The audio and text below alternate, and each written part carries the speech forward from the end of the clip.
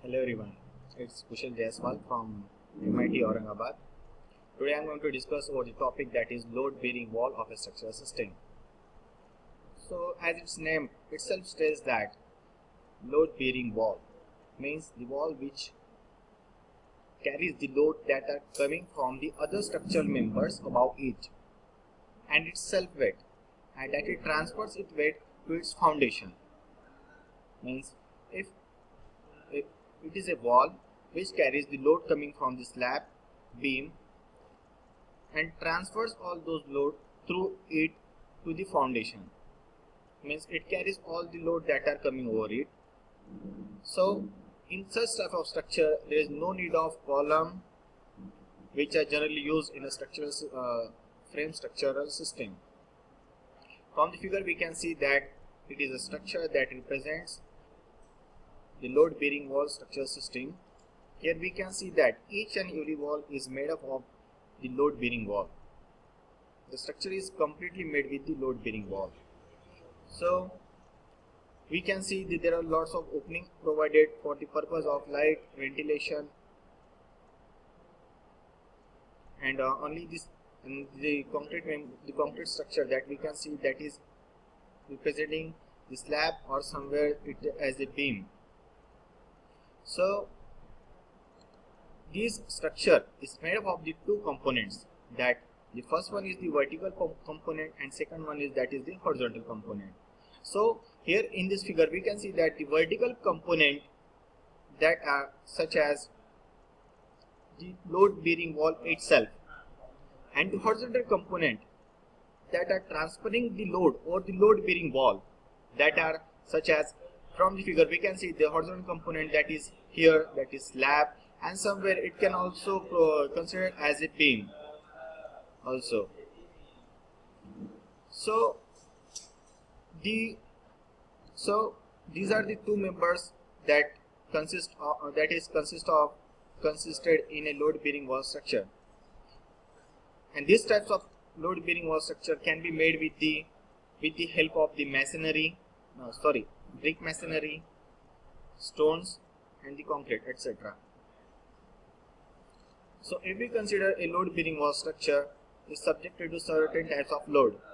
So if we consider in the grammatical representation, if we can see that this is a structure that consists of vertical wall, horizontal ceiling joist, that is inclined portion, that is roof rafter.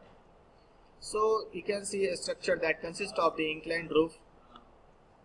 So whatever the load that are coming over the roof, that is being transferred in such direction, means it is directed toward the downward portion that is supported over a bearing wall.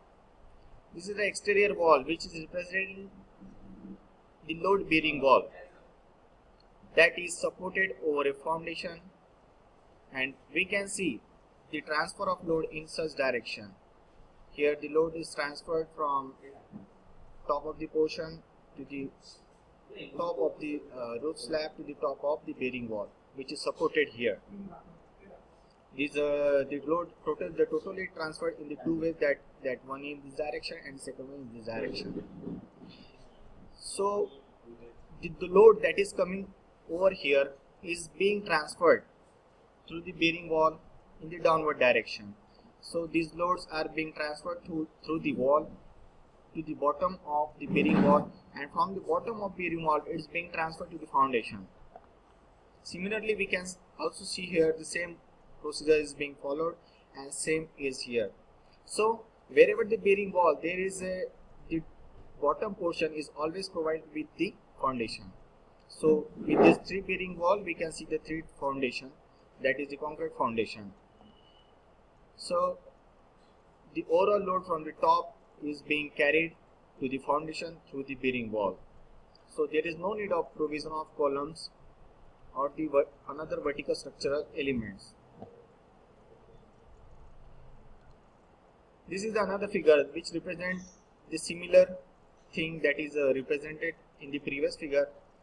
Here we can see that it is a inclined roof structure which consists of load bearing wall, not load bearing wall.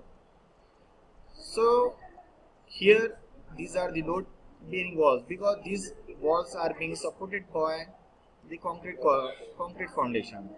These are also supported by the concrete foundation. This is also supported by the concrete foundation.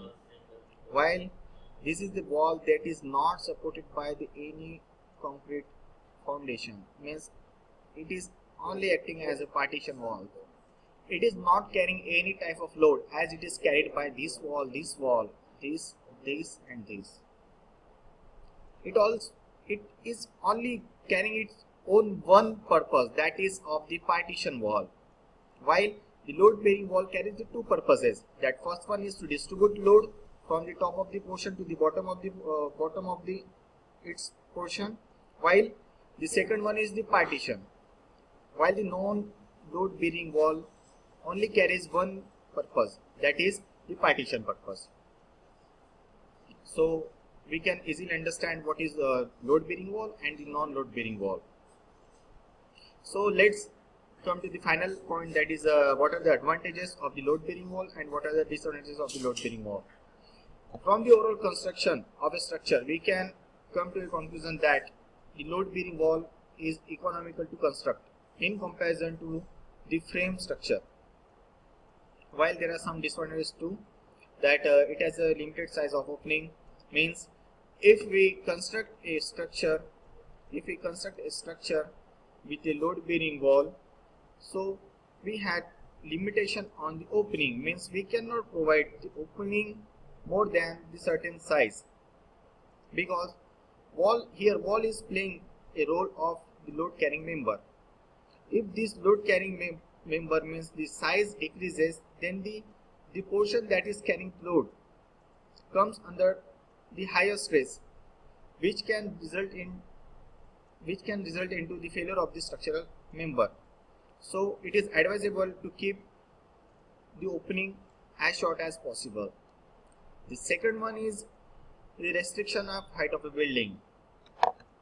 So we can easily imagine that as the height of a building increases, so there is a higher need of structural member to carry the higher loads. But in the load bearing wall structure, we cannot provide the structure walls of very high thickness, because it is going to minimize the usable space. So generally we provide a load bearing wall of a certain thickness. So with the certain thickness, it is not practicable to construct a building more than G+2 or G+3. So we can easily conclude that with the load bearing wall structure, we cannot construct a structure with more than G+3. So this is one of the restriction, and as the height of the building increases, it occupies the more usable space. So with the height of the building, we get the less usable space. Thank you for watching.